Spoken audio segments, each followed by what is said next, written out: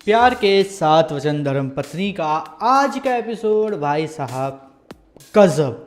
हर episode से ज़्यादा आज का एपिसोड मुझे ज़्यादा मज़ेदार लगा, क्योंकि आज के एपिसोड में कुछ ऐसी चीज़ें जानने को मिली, कुछ ऐसी चीज़ें देखने को मिली जिसको लेकर लगातार एक हफ्ते से सस्पेंस बना हुआ था। जैसे कि हमें ये देखने को मिला कि भाई वो जो एक मतलब आवाज़ आती है, बिजली कड़कती है, वो बोलती है कि सबके रास्ते अलग अलग होने वाले हैं, जिसको जो मिलने वाला उसको वो नहीं मिलेगा और जिसको जो नहीं मिलना चाहिए वो मिल जाएगा। ये सब बातें कब बोली गई, कैसे बोली गई, ये भी पता चल गया। साथ में हमें ये भी देखने को मिला कि काव्या जो रवि से प्यार करती हो, जिसके बारे में वो लगातार रवि को बताने की कोशिश कर रही थी, वो भी चीज़ कीर्ति को पता चल गई। फिर उसके बाद हमें ये भी देखने को मिला कि भाई कीर्ति और प्रतीक्षा एक दूसरे से काफ़ी अच्छी तरीके से बातें कर रहे, एक दूसरे से चीज़ें शेयर कर रहे हैं, बातें शेयर कर रहे हैं, जो मतलब देख के मज़ा आया, देखने में अच्छा लगा। ये सभी चीज़ें आज हमें देखने को मिली और पूरा एपिसोड भाई साहब गजब और बहुत ही ज़्यादा बेहतरीन था।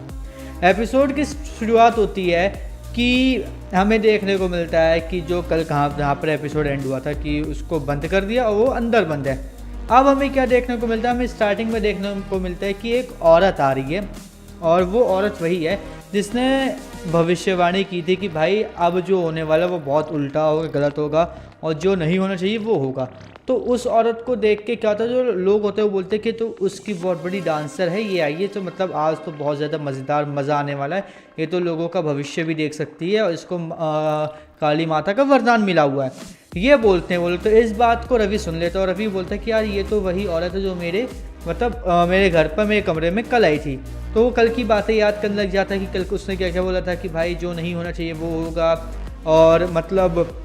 जिनके रास्ते मिलने चाहिए उनके रास्ते नहीं मिलेंगे, जिनके नहीं मिलने चाहिए उनके मिल जाएंगे। ये सब बातें वो याद करने लग जाता है, जिससे हमें ये पता चल जाता है कि कल इस औरत का रवि के साथ कन्फ्रंटेशन हो चुका है और रवि को उसने कई बातें बताई है जो नॉर्मल सी बातें बताने वाली थी। फिर हमें आगे क्या देखने को मिलता है, हमें ये दिखाया जाता है कि प्रतीक्षा और जो कीर्ति वो एक दूसरे से टकरा जाते हैं और इस टकराहट की वजह से जो उनकी जो मेहंदी होती है, फिर जो भी उनकी सगाई को लेकर जो बात होती है वो एक दूसरे के साथ शेयर हो जाती है। अब यहाँ पे कीर्ति प्रतीक्षा से उसकी मेहंदी देखने के लिए करती है, तो वो बोलती है कि मेरे जो हस्बैंड होने वाले हस्बैंड उनका नाम एम होगा, मेरी मेहंदी में एम लिखा होना चाहिए, लेकिन उसकी मेहंदी पे आर लिखा रहता है। लेकिन यहाँ पे वो सबसे बड़ी गलती वो ये है कि कल के एपिसोड में थोड़ी सी मेहंदी लगी थी और आज के एपिसोड में पूरा का पूरा हाथ भर दिया और एम पूरा ऐसे मतलब हार्ट शेप में कर दिया, तब इतना ज़्यादा डिफरेंस।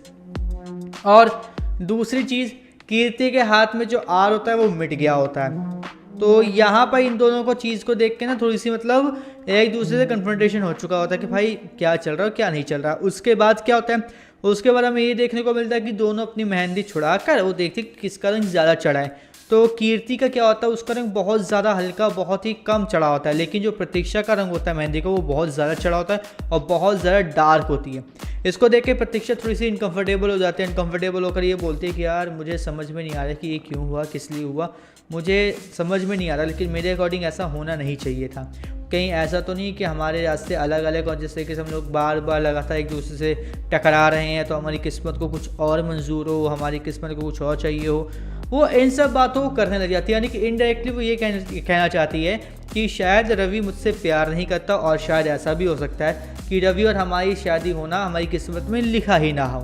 अब इसके बाद हमें क्या होता है, हमें ये देखने को मिलता है कि प्रतीक्षा इन सब चीज़ों को मना करती थी। वो ये बोलती कि नहीं, जो रवि है वो आपसे बहुत ही ज़्यादा प्यार करते हैं और वो आपसे इतना प्यार करते हैं और इतना ज़्यादा वो किसी से भी प्यार करते ही नहीं होंगे और शायद दुनिया में कोई ऐसा होगा जो अपनी होने वाली बीवी को या फिर किसी को भी इतना ज़्यादा प्यार करता होगा। जब आप मेरी इंगेजमेंट में किडनैप हुई थी तो उस रवि जी को मैंने देखा था, वो कितना ज़्यादा परेशान हो गए थे वो आपको ढूंढने के लिए और सबको लग रहा था कि बहुत ज़्यादा गुस्से में वो कुछ भी कर सकते हैं, लेकिन वो आपकी फ़िक्र की वजह से इतनी ज़्यादा टेंशन में थे। अगर आपकी फ़िक्र उन्हें नहीं होती तो वो बिल्कुल भी ऐसा नहीं करते, वो बिल्कुल शांत रहते। अब इन सब बातों को सुनकर क्या होता है, कीर्ति जो होती है वो थोड़ा सा शांत होती है, उसको अच्छा लगता है कि हाँ भाई चलो, मतलब जो भी मेरे दिल की जो अनकंफर्टेबिलिटी है, जो मैं अनकंफर्टेबल होती है सब चीज़ों को सोच के, वो वैसा नहीं है, तो वो सब चीज़ें चलो धीरे धीरे ठीक हो रही है। अब इसको लेकर ना कीर्ति जो होती है प्रतीक्षा का थैंक यू करती है और वो वहाँ से मतलब अलग अलग चले जाते हैं। अब यहाँ पर हमें एक और चीज़ देखने को मिलती है, वो ये कि जो हमारे जो ठाकुर साहब जो यहाँ पे मारने के लिए आए थे, जो कमरे में बंद हो गए थे, उनको क्या होता है, उनको भाई बाहर निकालने के लिए वो रघु को बोलते हैं कि रघु बाहर, मैं इस ऐसे कमरे में बंद हूँ, मुझे आओ, मुझे निकालनी यहाँ से। तो रघु वहाँ पर आता है, उसको क्या कहते हैं, ठाकुर साहब को निकालने की कोशिश कर रहा होता है, लेकिन गेट जाम हो चुका होता है, वो निकाल नहीं पा रहा होता है। अब हमें ये देखने को मिलता है कि प्रतीक्षा रवि से टकरा गई। अब प्रतीक्षा जब रवि से टकराई तो क्या होता है, प्रतीक्षा रवि पूछता है कि तुम यहाँ पर क्या हो गया, तुम हमारी सगाई में आ रही थी क्या? तो रवि को प्रतीक्षा बोलती कि नहीं मैं तो कीर्ति जी से मिलकर आ रही हूँ। अब यहाँ इसके बाद हमें दिखाया जाता है कि जो पीछे वो जो औरत होती है जो भविष्यवाणी करती है, वो ये बोलती है कि मतलब जिसके रास्ते नहीं मिलने चाहिए वो उसके मिलेंगे, और जिसके नहीं मिलेंगे, और जिसके मिलने चाहिए थे उसके नहीं मिलेंगे। मुझे आने वाले एक मतलब मौत का दिख रहा है कि भाई आने वाले किसी की मतलब होने वाली मौत होने वाली, ऐसे करके वो बातें बोलती है। यानी कि इनडायरेक्टली वो ये बोल रही कि रवि का और प्रतीक्षा का कुछ ना कुछ एक साथ होने वाला है, और क्या कहते हैं, प्रतीक्षा का सॉरी कीर्ति का और रवि का कुछ नहीं होगा। कीर्ति का मतलब इस दुनिया से जाना पक्का है। इसके बाद हमें देखने को मिलता है कि जो कीर्ति होती है वो जब अपने आप को देखती तो उसको दिखता है कि यहाँ पे ना वो सॉरी प्रतीक्षा का ईयरिंग यहाँ पे लगा, तो वो उसको देने के लिए भागती है।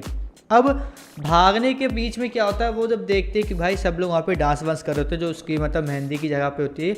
तो वहाँ पे सब डांस वांस कर रहे होते हैं, तो सब मस्ती करते हैं। भाई गाने की चॉइस बहुत बेहतरीन थी, और जिस तरीके से कोरियोग्राफी की थी वो भी बहुत अच्छी थी, पूरे प्रॉपर सीन्स बहुत प्यारे थे। अब यहाँ पे क्या होता है, इस सब चीज़ों को देख के काव्या काफ़ी ज़्यादा जेलस हो रही होती है। तो काव्या बोलती है कि अरे ये क्या कर रहे हो, आपको तो आता भी नहीं है डांस करना, चलो मैं बताती हूँ कि कैसे डांस करते हैं। फिर क्या होता है, रवि मना कर देता है कि मुझे डांस वांस नहीं करना, लेकिन कीर्ति बोलती है कि अरे कर लो, क्या हो गया, मेरी फैमिली से के साथ डांस कर लोगे तो अगर वो खुश है तो मैं भी खुश होंगी। ये ऐसे करके वो बात बोल देते हो। अब क्या भाई, रवि को भी मजबूरी में काव्या के साथ डांस करना पड़ता है, लेकिन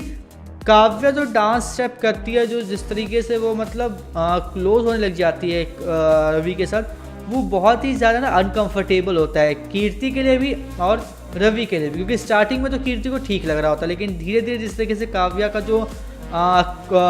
क्लोजनेस होती है रवि के साथ, वो बहुत ज़्यादा बढ़ने लग जाती है। इस चीज़ें से भाई रवि जो पहले अनकंफर्टेबल था वो तो अब और भी ज़्यादा अनकंफर्टेबल होने लगता है, लेकिन कीर्ति तो पहले जो नॉर्मल थी वो और भी ज़्यादा अनकंफर्टेबल हो जाती है। बोलती कि यार ये क्यों कर रही है, कैसे कर रही है, वो मन ही मन में ये सोचने लग जाती है। उसकी मतलब जो फेस के एक्सप्रेशंस भी होते हैं इसी तरीके के देखने को मिलते हैं। लेकिन इससे पहले भी एक बार क्या होता है, काव्या का और रवि का कन्फ्रंटेशन होता है, और कवि और काव्या के कन्फ्रंटेशन के बीच में ये बातें होती है कि देखो जितना मैं प्यार तुमसे करती हूँ उतना प्यार कोई भी नहीं करता होगा, और ये मैं कन्फर्म कह रही हूँ कि इतना प्यार कोई नहीं कर पाएगा तुम्हें। सिंपल सी बात है, तो तुम उनको छोड़ के मेरे साथ जो भी कर रहे हो वो कर लो, मतलब शादी वादी जो करनी है वो मेरे साथ कर लो, उनको छोड़ दो, ये है वो। तब फिर से उसकी घिसी पिटी बात है। इस पर रवि बोलता है कि देखो अगर मुझे पता होता ना कि तुम मेरे लिए अपने दिल में ये सब बातें करके बैठे तो मैं तुम्हें टच भी नहीं करने देता। ये इतना यहाँ तक कह देता है रवि साफ साफ। यानी कि कुल मिलाकर बात यह है कि रवि सीधे से ये कह रहा है कि भाई काव्या मुझे तुमसे मतलब नहीं रखना, मैं कीर्ति का हूँ, कीर्ति का ही रहूँगा। लेकिन दूसरी तरफ उसके दिल में प्रतीक्षा के लिए भी फीलिंग्स जाग रही है, जिस तरीके सारी बातें हो रही है, जिस तरीके सब चीज़ें हो रही हैं वो भी देखने को मिल रही है। यानी कि रवि के दिल में फीलिंग्स हैं, लेकिन प्रतीक्षा के लिए, काव्या के लिए नहीं, क्योंकि वो बाबा टकरा रहा है, कुछ ना कुछ ऐसी बातें हो रही हैं या फिर एक स्क्रिप्ट ऐसी है, तो ऐसे देख के लग रहा है कि भाई प्रतीक्षा के लिए उसके दिल में जाग रहा है, लेकिन काव्या के लिए कुछ नहीं है। अब आने वाले एपिसोड में जो हमें ये देखने को मिलेगा, जो अगले हफ्ते आएगा, कि जो काव्या है वो मतलब बवाल मचा देगी, चाहे कुछ हो जाए, मैं ये शादी नहीं होने दूंगी, ये कर दूंगी, वो कर दूंगी, मुझे बिल्कुल फ़र्क नहीं पड़ेगा। अब इन सब बातों को क्या होता है, इन सब बातों को सुन लेगी क्या नाम है इसका, कीर्ति। अब कीर्ति ये सब बातें जब सुन लेती है तो वो क्या होगा, वो ये होगा कि मतलब वो बोलती है कि देख अगर तूने कभी भी ऐसा फिर से कुछ किया, अपने मुंह से रवि का नाम भी लिया, तो वो दिन आखिरी होगा। और उसके बाद हमें ये देखने को मिलेगा कि जो ठाकुर है वो प्रतीक्षा को कीर्ति को गोली मार देगा। अब वो कीर्ति को गोली मारेगा, प्रतीक्षा को गोली मारेगा, ये अभी भी कंफर्म नहीं है, लेकिन ऐसा लगा है कि वो शायद गलती से कीर्ति की जगह प्रतीक्षा को गोली मार देगा। अब आने वाले एपिसोड में यही देखना है कि भाई आखिर कहाँ से कहाँ बात जाती है, क्या से क्या होता है, बस। और आज का एपिसोड यहीं पर ही ख़त्म हो जाता है। आज के एपिसोड का अगर मैं रैंक पॉइंट्स की बात करूँ तो 5 में से भाई 4.5 दूंगा, क्योंकि 0.5 मैं इसलिए काट रहा हूँ क्योंकि जो उनकी मेहंदी की थी ना वो इतनी